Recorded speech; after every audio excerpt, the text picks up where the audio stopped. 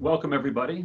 I'm Chip Rogers, President and CEO of the American Hotel and Lodging Association, and we have a very special program for you today. And thanks to the thousands of you who have joined us, we believe this will be a record-setting show for us here at AHLA. And I think that's in large part due to my guests, certainly not me. We're very honored to have the Speaker of the U.S. House of Representatives, Nancy Pelosi, with us, and the President and CEO of Choice Hotels, Pat Pacious. Madam Speaker and Pat, thank you so much for being with us today. We're going to have a discussion, and we hope it's just an open, easy-flowing discussion. This is really a leadership discussion about how you have been dealing with what has hit all of us in a way we could have never expected, something no one could either financially or psychologically prepare for, but the leaders in our industry and the leaders in our government have had to deal with this. And so we're going to talk a lot about that today. These are certainly strange times. Just as an aside, I put on a tie today. This is the first time in 5 months I've had to wear a tie. So life is clearly much different. But for those who are viewing this, and Madam Speaker and Pat certainly knows this, I want to go through some of the things that are happening in our industry, because it really strikes to the importance of what is happening in our nation's capital that you, Madam Speaker, are helping lead right now, and how our industry has become so reliant on the next steps of assistance from the government. To put it succinctly, we're still in survival mode, unfortunately, a place we didn't expect we would be just 6 months ago. In fact, I want to focus on that first. If you go back to January of this year, we are in an industry that our biggest hurdle has been not having enough employees. In fact, at the start of this year, we had about 900,000 job openings in our industry. And as we sit here today, we have millions of people that are in our industry that are no longer working. In fact, only 37% of hotels have been able to bring back at least half of their workforce. So our unemployment rate in our industry is probably above 50%. And it's those folks that make our industry so special that we really worry about most, and why we need so much assistance. I know Pat will certainly back me up on this, but we want to thank you, Madam Speaker, for all that you've done, particularly around PPP. That has been a lifeline. We recognize that it was meant probably for an 8 to 10 week period, and we're past that, but it was a lifeline nonetheless, and it helped keep a lot of businesses afloat. But there are still some struggles. Another round of PPP for the businesses that have been hurt the most would be extremely helpful. And then, of course, the biggest challenge that many are facing right now is how to make sure to service the debt, whether it be CMBS debt or even traditional debt. That is the one thing probably keeping most hoteliers awake at night, is how do I make sure I can pay my mortgage so I can keep my business open so that my employees have a job to come back to. So that's kind of the landscape that we are in as an industry. I think it bears repeating that 2019 was the single best year, or one of the 2 or 3 best years in our industry's history. 2020 will go down as the worst year, undoubtedly, and we're all trying to struggle through that. So with that as the backdrop, Madam Speaker, I know what's top of everyone's mind is what you're working on right now, and that is the next package of relief dealing with the coronavirus. Could you tell us a little bit about how that's going? Will there be a deal, and if so, when will that happen? Oh, thank you so much, Chip. It's wonderful to be with you again, and with Pat and all of your participants today. We've had our conversations about how we can grow our economy while we protect the jobs of our workers. The hospitality industry is something that is a joy, because the fact is, when you think hospitality, you think that you're going someplace, you're going to enjoy something, people are going to take care of you. I see it as an industry that employs so many people, in addition to providing that entertainment, and also so many women of color, communities of color find entry level and then beyond jobs in the industry. So it is an asset to the community in so many ways. What we're doing right now, just to give you the context of the debate and then some of the particulars, You know, we had the HEROES Act that we passed almost 3 months ago. Since that time, 3 million more people have been added to the list of those affected. 70,000 more people have died. We think that in order for us to open up our hotels fully and open up our industry, open up our schools safely, we must attack the virus. And so we have big provision in the bill for testing, tracing, treating, distancing, masks, sanitation, and the rest to attack the virus. We don't think that we have had, even though we've had legislation, we haven't had the execution of it in a way that we need to do, and that's in our bill. And of course, we call it HEROES because it pays our heroes, our healthcare workers, our first responders, sanitation, transportation, teachers, and that's why we want to put funding to state and local governments who are bearing the brunt, paying the cost of this pandemic and having revenue lost from it. And if they don't get supported, they will have to lay off. Already 1.5 million, 3.6 million more projected. So in terms of the vitality of communities, that is very important. And third is put money in the pockets of the American people, and that is our $600 as well as our direct payments, but it's also about food. It's about food stamps. Millions of children are food insecure in our country. Many people fear eviction, millions, and so it's about that kind of thing, as well as some other issues that relate to the post office and early voting. So that's essentially where we're having the discussion. I'm optimistic that we will reach an agreement. One of the areas that springs to you is that, all of it does, but I mean specifically, we are having a back and forth on housing, whether it's rentals.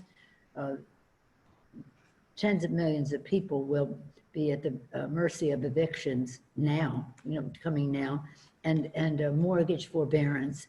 But it's always largely residential. And there's not a whole lot of interest in helping with forbearance on residential, although we think there should be. But nonetheless, we're having some conversations about the rental part. When we talk about the commercial side of it, we're not very far along the way. But that's where the biggest hit is.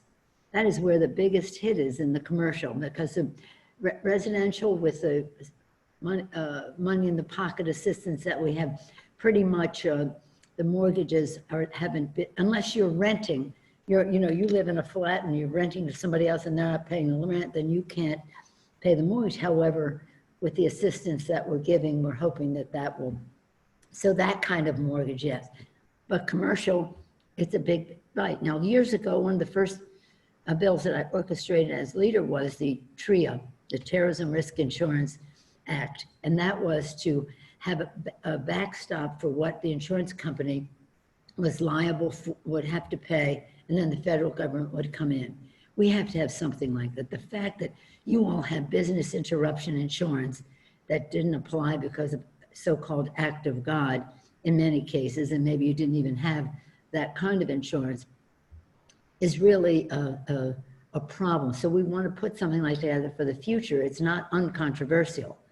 But nonetheless, in the meantime, we have to be able to try to use the tax code in ways that will get us through this, because it's important to the economy of our regions. And I want to hear more from you about that. Some of the other things we're doing in the bill, we have the employment retention tax credit that I know that you all are interested in. We will have a second dip. I don't know if we're calling it a second dip, double dip, whatever, for going back to PPP. We think, it's not there yet, but Nydia Velasquez, who does our small business piece, has been working in a bipartisan way to see how we can get that second bite of the apple for that. We're hoping to have tax credits that help with healthy workplace considerations. And that's, as you know, that's very important to us in San Francisco, as you know. But we do think that is, we're trying to stop this virus, and we have to do everything we can to do so. And we have to make it something that helps do that. And that's what that healthy workplace tax credit would do. We're not there yet with them with that, but it is something that we are advocating. You want the travel tax credit. We've talked about this before. I don't know that that would be a part of this kind of a bill, but it's certainly something that we should be considering. And you know, time is going by. We did our last big bill, well, the end of March was the original CARES Act, but then the PPP additional was subsequent to that. Now we'll have this hopefully within the next 10 days.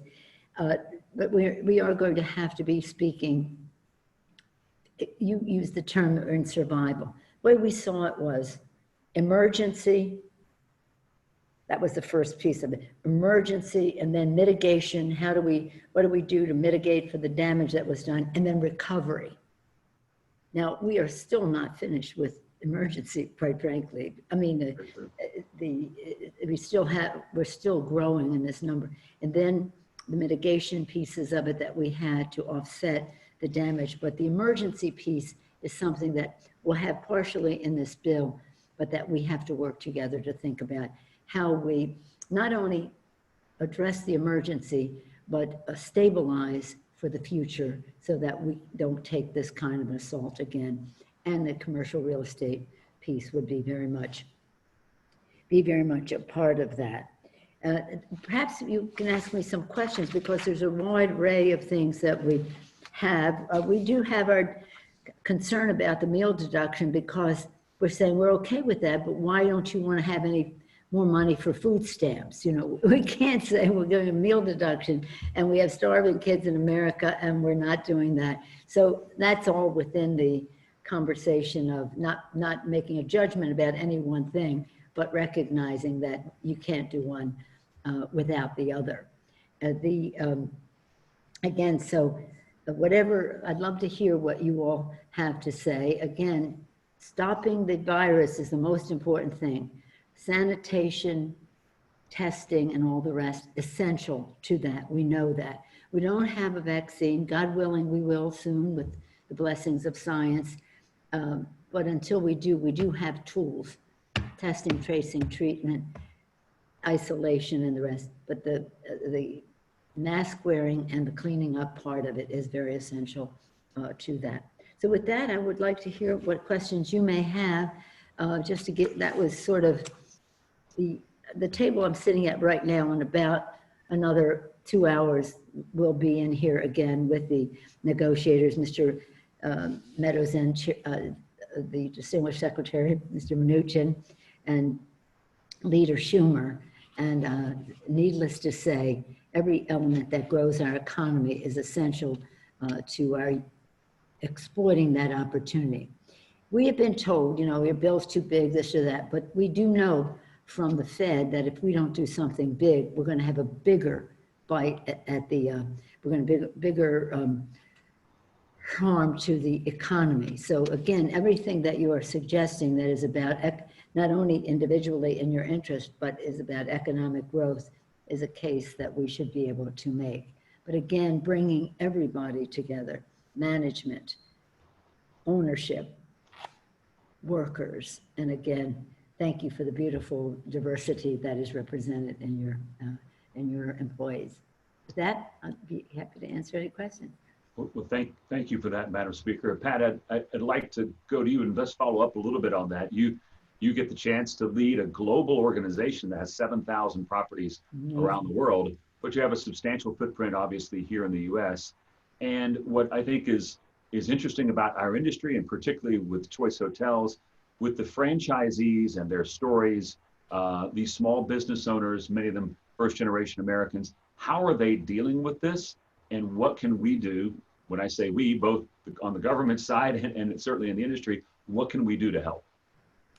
Thank you, Chip. And Madam Speaker, it's an honor to be with you as well with all of the folks who are on the call.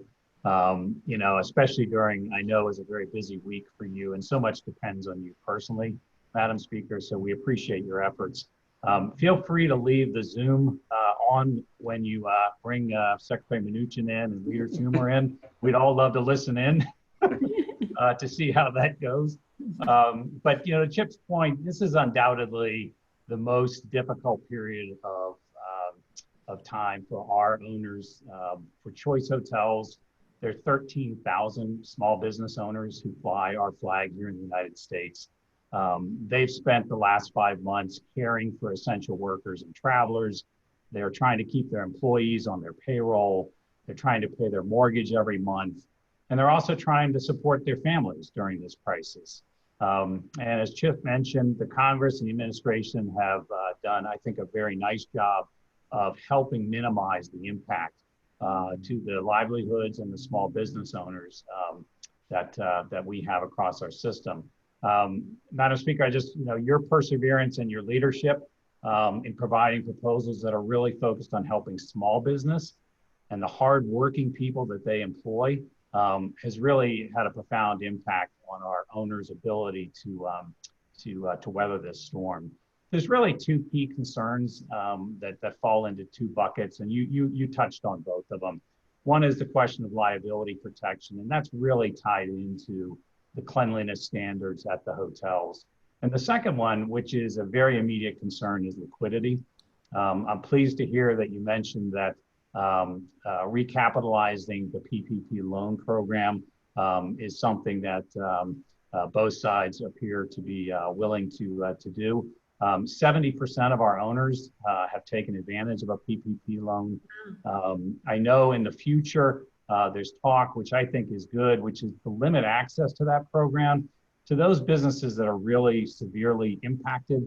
I know there were folks who got into the PPP program who did not need it as much as the hotel industry. One ask I would have of you, and I made the same ask of Secretary Mnuchin a couple of weeks ago, if there's going to be an economic loss threshold, 50% has been thrown around.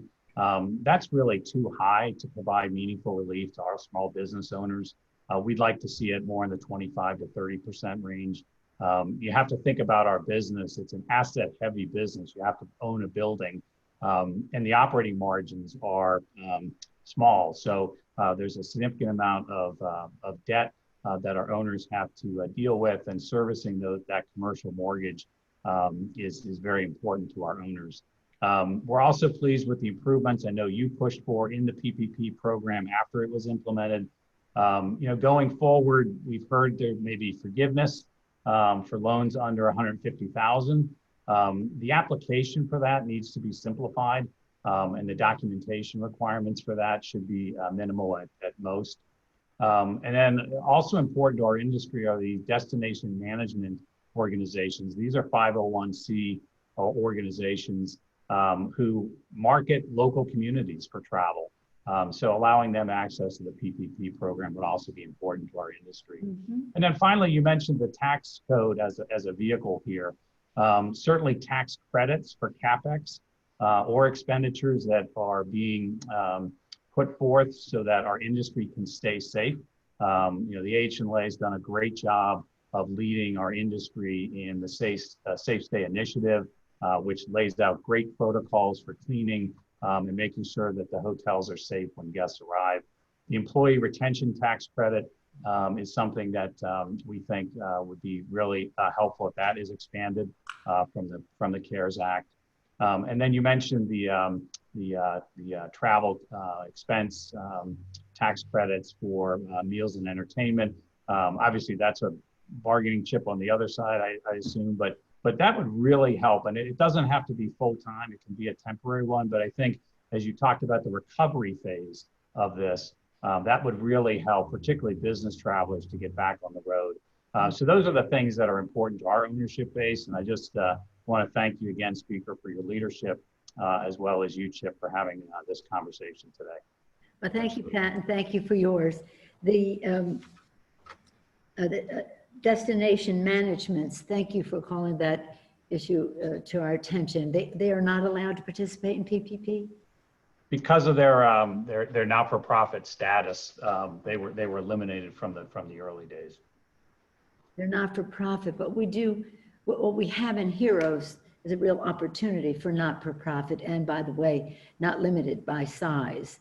I appreciate your mentioning the application form. It is, you know, we keep saying, can we make this? Right. It's not encouraging. And that's one of the things that we're going through with them as well. It's not something we do right into a bill, but it is a ramification that it can be an obstacle, a plus or a minus as we go forward. You know, there is a conversation about forgiveness at 150,000 and below. What do you think? Because I said, well, suppose somebody honors every provision, does it right and expects to be forgiven, and then finds out they didn't have to do that at all. They just had to get a loan, and then, so we have to weigh the equity there. But I think that we always have to come down in favor as we weigh the equity of most people would probably not worry about what somebody else is getting as long as they could get their debt forgiveness on it. And so we'll see. What we've said about the double dip is that we don't want, say, all one kind of business got more than, got an overabundance of the loans to the disadvantage of women and minority-owned businesses. Well, we don't want to repeat that. So Nydia Velasquez, our chair, she is basically saying, I'm for that as long as we understand they're much smaller businesses, much more diverse ownership of businesses that should be participating in this. They fell by the by in some ways last time because they didn't have a bank relationship. So we're putting some community development financial institution considerations in so that financial institutions who know the neighbors, know the neighborhood and the rest, know the community, will be able to do those. But I appreciate everything that you have said. Thank you so much. Yeah. And Madam Speaker, to follow up on that, what we saw in the first round of PPP, which again has been very successful, but only about 8% of the money that went out the first time actually went to the hospitality and tourism industry. And, right? Yeah, that's a little concerning because as Pat mentioned a moment ago, so much of our industry is reliant on owning very large assets that require a lot of debt service, a lot of property taxes and things like that. So the amount that was available based only on your employee payroll meant that the loans were rather small. So we only got about 8%. So we can certainly use help there.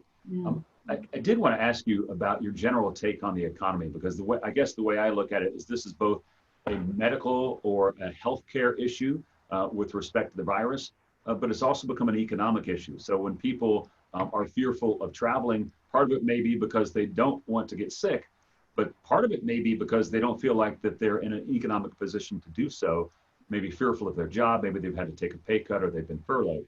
And so, as I mentioned, 2019 was a record-setting year for us in a good way. 2020 is going to be a record-setting year for us in a bad way.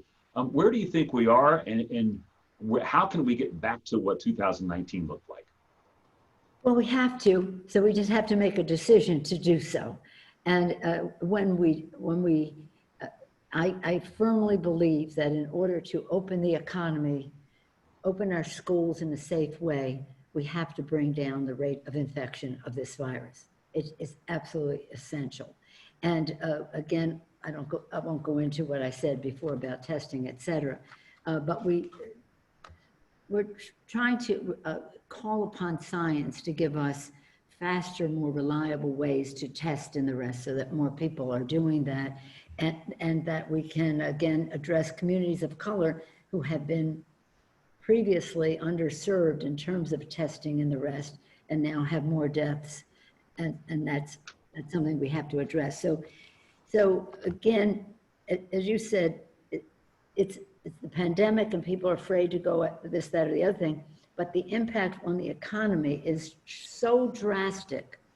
And as you said earlier, sometimes people just don't know what the economic situation is, and even if they're better off, they're still not wanting to take so many, make so many expenditures.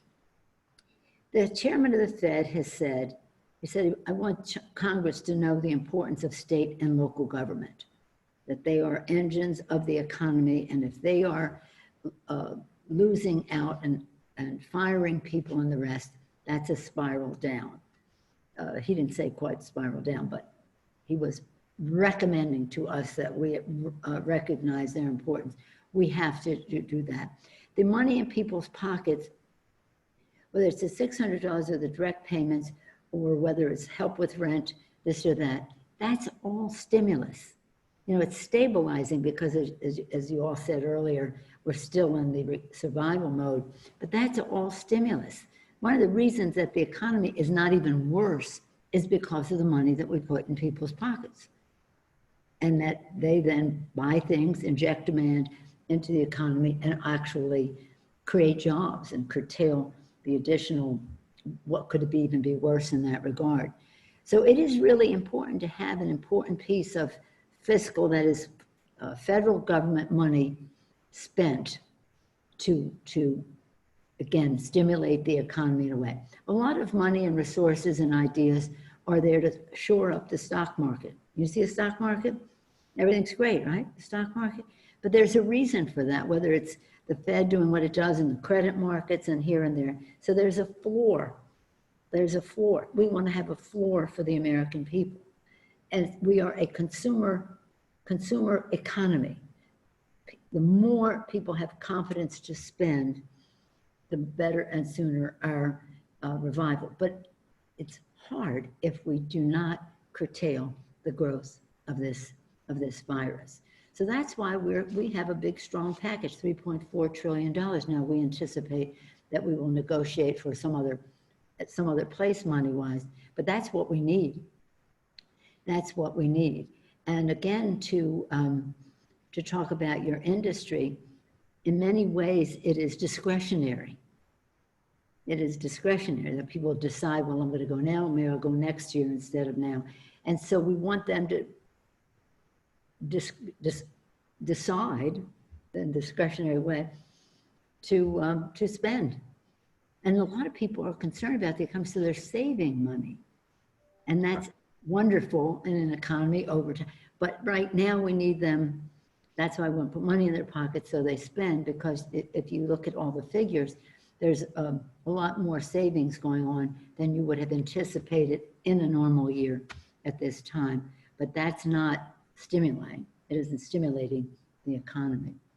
So we expect to have a strong bill. We expect the Fed to continue to. Now, I know you have some concerns about the Main Street initiative of the Fed. You want to share that with me? Yeah, we could, and Pat, you can chime in here as well. If we were to characterize, Madam Speaker, the PPP as a big success, we would have to honestly characterize the Main Street lending program as a big failure for anyone whose business relies on real estate, because the formula for accessing loans through the Main Street lending program pretty much precludes anyone who has a significant amount of debt, or really any real estate debt. And therefore, I'm not aware of any hotel company or any individual hotel that has been able to gain access to the Main Street lending program because of that debt test. Pat, you may have more information on that. Yeah, Chip, that's exactly it. It's 6 times your earnings, 6 times EBITDA is the threshold of the loan amount. And again, back to what I said about the high cost of the asset, particularly an asset in San Francisco or New York City, relative to the earnings, you just can't get there from the standpoint of covering your mortgage. So it's really not effective for hotels. For C Corps or companies like ours, we've had plenty of access to the capital markets because of what the Fed has done to backstop the capital markets. But Main Street lending was really meant to sort of help those sort of small, medium-sized businesses. But it's that earnings threshold that's way too low at 6 times. That is a real just showstopper with regard to anybody moving forward with that plan. And so if that could be expanded, and it sounds like I'm not sure it's a legislative or an administrative fix, Madam Speaker, but it's something that if the Treasury Department has the authority and the Fed can work with them, that is a program that is way underutilized. I'm not even sure how many loans they've done. Well, you referenced this earlier in your comments, and I'll be interested to ask the chairman of the Fed on what basis is that, what is it a moral hazard, they think, or, why are they coming up with the 6 times? I'll look into that and share what you have told me here today, because you've been a great intellectual resource on some of these issues that you observe close up and in many cases personal. In that regard, it's funny because they are doing so much. They're putting out so much, and this is a big part of our economy, the hotel industry. So it just seems there are other industries, I'm sure, that will be affected by that percentage as well. I'll find out that times table as well. I'll find that out. I know that they thought it was going to be a success. We'll see why. Have you spoken directly to them? Have you given them your feedback on this? We have many times. And I think over time, they seem to be warming to this idea. I think at the beginning, perhaps they didn't recognize or think what would actually happen. But it is happening. We see delinquency rates, particularly in the CMBS market, delinquency rates are already at 25%. In New York City, they're at 50%. So the problem is, Madam Speaker, as you can see, if some of these properties start falling into foreclosure, it does begin to spiral downward, and it pulls a lot of people with them. And once a hotel goes into foreclosure and closes its doors for good, it's going to be many, many years before it ever reopens again. It'll begin to fall into disrepair, and we're trying to prevent that from happening. We saw this happen a little bit in 2009, 2010. Mm-hmm. We know how ugly it is, and we would prefer this not happen again. Well, 2009, 10 was horrible, 8, 9, 10 like that, but we didn't have a pandemic to right. In that matter. So very worse. You're reminding me of what we were going through during the TRIA after 9/11, and how hard it was for hotels and the rest to even get loans to build. Whereas in other countries, of course, they weren't victims of 9/11. Terrorism is also always a threat, but our country was losing because we were not enabling our institutions like hotels and the rest to be able to get loans, because the banks weren't giving loans because of the terrorism risk that was there until we put that TRIA in. So let's see what we can be thinking of in terms of whatever it is. It may not be this policy. It may be another approach that enables survival, as they use your word. Now, when I was chair of the host committee of San Francisco, and we had the convention there, it involved many things like raising millions of dollars to host it, and to hold it and this, that. But central to us was the lodging. You had to have the beds, and so I would spend time going to hotel to talk to the staff there, largely the housekeeping staff, and I saw the beautiful diversity that was there, and we take great pride in that in San Francisco now, and that's one of the values that we have, and one of the priorities we have for the thousands of housekeepers. But what I told them then, because that was after Conrad Hilton had passed away. Yeah, it was after that, yeah. And I read someplace that they always said, what were Conrad Hilton's last words? And I was telling this to the housekeepers. What we were told, Conrad Hilton's last words were, don't forget to put the shower curtain inside the tub. I'm sure it must have had something else. Yeah. But just saying to them how important they were to everything that, enlarging the issue from the housekeeping to the hospitality and the food and all that into the experience that people had. So we found them central to that, as did Mr. Hilton, in terms of recognizing their job as being so important.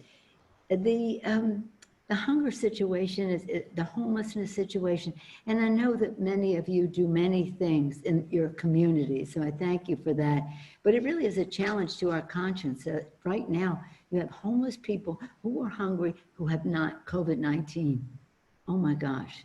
And there's so many good people, many of them in your organizations, who are in their own communities making such a contribution, as do you in your employment of people. So I don't know if any of your other friends have some questions that they may have. Well, your staff, who is absolutely wonderful to work with, told me that you had to be gone at a certain time. So I have one last question for you. They'll be really mad at me if I don't get you out on time. Okay. But it really is what you just brought up, Madam Speaker. It's interesting. You talked about hope, and you talked about all the wonderful people in our industry. We started a program back in March called Hospitality for Hope. And we went out and we asked hoteliers if they would be willing to make their properties available for purposes like housing the homeless during this pandemic, like housing first responders, people that needed to be quarantined. And we were just shocked that 17,000 hotels signed up for that program. It's been amazing. Many, of course, in your home state of California. But what I'd love to hear from you as a kind of our final question for you is, during these times, difficult times, we always hear amazing stories, stories that hearten us, stories that kind of get us through the trouble that we're facing.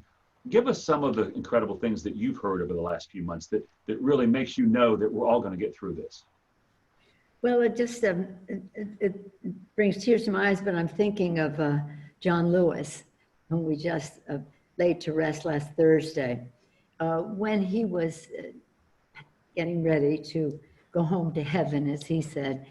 We would talk about these things, and I said, John, for all of us, your passing is a death in the family. And he was very definite in saying, that's one person. There are over 150,000 people in our country who have died from the coronavirus so far. And we want to make sure that each one of them knows how valuable they are and how much we mourn for them.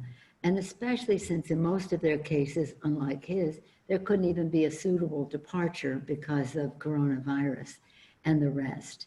But to hear the stories from my own district, but also from others about parents who lost young children. The one story, though, that we had on the floor of the House when we were passing the CARES Act, one of my colleagues from Michigan, she told the story of a little girl, 5 years old, who died from the coronavirus.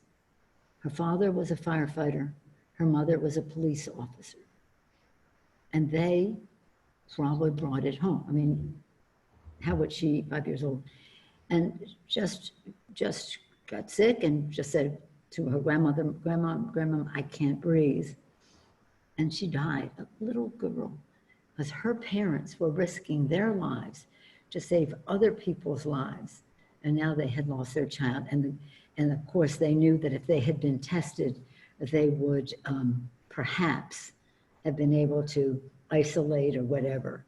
But it just behooves all of us to make sure that we take the precautions and not be casual about distancing and the rest.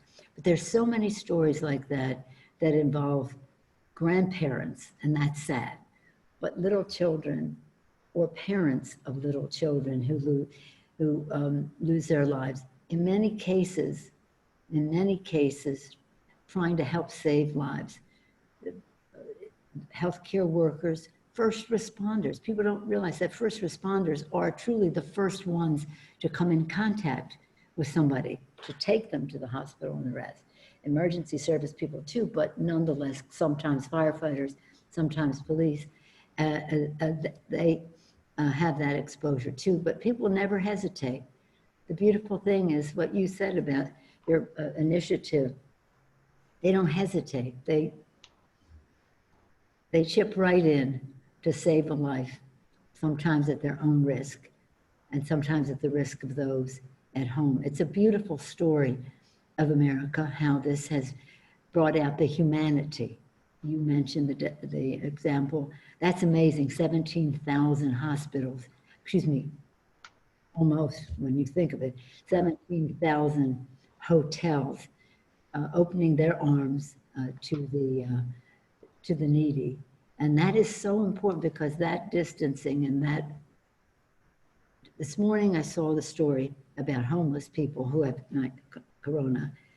And without the opportunity, they showed like a motel or someplace where people were staying. They said they wouldn't even know what they would have done without that. So thank you. Thank you for honoring the Gospel of Matthew. When I was homeless, you gave me shelter, because at this time, that is not only shelter, but it's relieving the stress that goes with all of the physical and other psychological challenges people are facing. And then we like to turn around to a time where you're getting just joy and relaxation and diversion and just entertainment. And again, that's why we in San Francisco, we're such a hospitality-oriented city, and we treasure those who value those who work in our entertainment industry, whether it's hotels, restaurants, and the rest, and recognize that most of it in our community is unionized. Much of it is very diverse, but all of it appreciates the sense of community that your industry brings to American life. So I thank you. Thank you for all of that. Well, thank you, Madam Speaker, for taking the time to be with us today. I know you have some important guests coming into your office soon, and we're all looking forward to a deal getting done, and we certainly appreciate your part in making that happen and all you do for our industry and our country. So thank you for spending a few moments with us. Thank you so much. Thank you, Madam Speaker. Thank you all. Pat's going to hold on the line here for us for a few minutes. We'll spend a little bit more time with him. Pat, thanks again for being with us today. Obviously, we see how important it is that the work being done in Washington, D.C. be done right to help our industry. But I think that, and the speaker talked a lot about it, that we can never lose sight of human toll that this is taking on all the people that are in our industry. We can look at occupancy numbers and, forbearance and foreclosures and things like that, but it's the humans that are impacted by this. Ultimately, you have the opportunity to lead one of the world's great companies, and you also get the chance to speak with these individual business owners. Tell us how that's been going, what they've been facing, and how you've dealt with it from a leadership standpoint at Choice Hotels. Yeah, I think, Chip, I mean, the key word, and the speaker used it often, is uncertainty. If you're a leader, your job is to make the uncertain certain. And whether you're leading a company or leading a hotel or leading your family, people play multiple roles in life. And, what I've really, in our world, talking to our owners, it's really my focus has been on driving what I say, driving fear out of the equation. The virus is here, that's true. We're learning to live with it. We learn more about it every day. But we as leaders, whether we're leading our hotels or leading our companies, we've got to set a path forward. And, I think the efforts that AHLA is making, whether it's on the advocacy front or whether it's making on the, safety front with regard to building consumers' confidence in the willingness to travel, that's really what our owners have cared about. They want to know that someone else is looking out for them. And that someone usually is someone with a bigger megaphone than they have as a small business owner. So they've been very pleased with the work AHLA has been doing. They ask me all the time, what am I hearing is going on Capitol Hill? We spent a lot of time in the early days of PPP just educating our owners on how to apply for it. And the speaker mentioned, if you don't have a relationship with a Wall Street bank, you are at a disadvantage. Most of our owners don't have accounting departments. The owner is sitting down at the kitchen table and trying to find all this documentation to apply for these loans. So the help we were able to provide them from the standpoint of education and advocacy on how to apply for the stimulus money, I think was a real lifeline for many of them, because again, it was taking that fear out around, well, how am I going to pay my bills? We're still in the middle of it. You mentioned it, Chip. A lot of owners make their money in the summer, and the second wave of viruses cases is creating a lot of uncertainty around the back half of the year as well. And so I was pleased to hear the speaker say that recapitalizing PPP, targeting it to our industry. You mentioned that only 8% of the initial money came to our industry. We need to make sure that our hotels have access to it and have access to the forgiveness part of that program in a meaningful way in order to get through this. But the owners have really been you asked about the things that give me hope too. Their resilience, there are tons of stories across our company as there are across the industry of owners who, saw that, police and firefighters were sleeping in their cars because they didn't want to take the coronavirus home. And so they opened up their hotels to them for free in some cases, for $15 a night in other cases, just as a way to give back to the community and really pitch in. A number of hotels have been used as quarantine for people who are asymptomatic. That was, they're putting people before profits. Right. And we've seen that over and over again from our ownership base, and we've seen it across the industry. And so those are the things that I think when we all write the history of this 3 to 5 years from now, there's going to be a lot of positives around leadership, a lot of positives around people pitching in together to get our industry and our country through this pandemic. Yeah, that's a really good point. I think it's times like this, though we've probably never experienced a time like this, but it's similar times like this, difficult times, where we really begin to understand what is most important, not just in our business life, but in our personal life and in the relationships that we have. Tell us about the relationships that you have with your owners and how Choices work with the owners to kind of make it through this together. Because certainly, if we're not together, we're all going to be in big trouble, right? But to make it through this together, working with your owners and some of the things that that may last after this that comes out of those relationships. Sure. So as you know, Chip, from your time at AHLA, our ownership base includes a lot of first-generation Americans. They're all of our owners are small business entrepreneurs.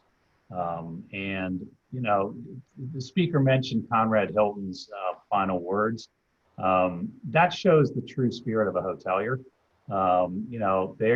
This is not their investment, their hotel. This is their livelihood.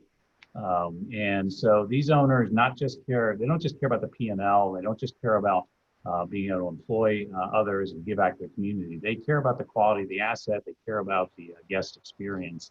And so, for us, we've been working with them in tandem, where we've seen owners who did certain things in their markets early on that were, putting protective equipment in place, the plexiglass shields, the social distancing dots on the floor.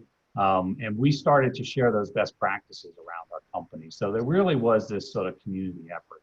We have an online learning platform, Choice University, and we created learning modules around revenue management, around the PPP program. All these things were created in days and put up on the site.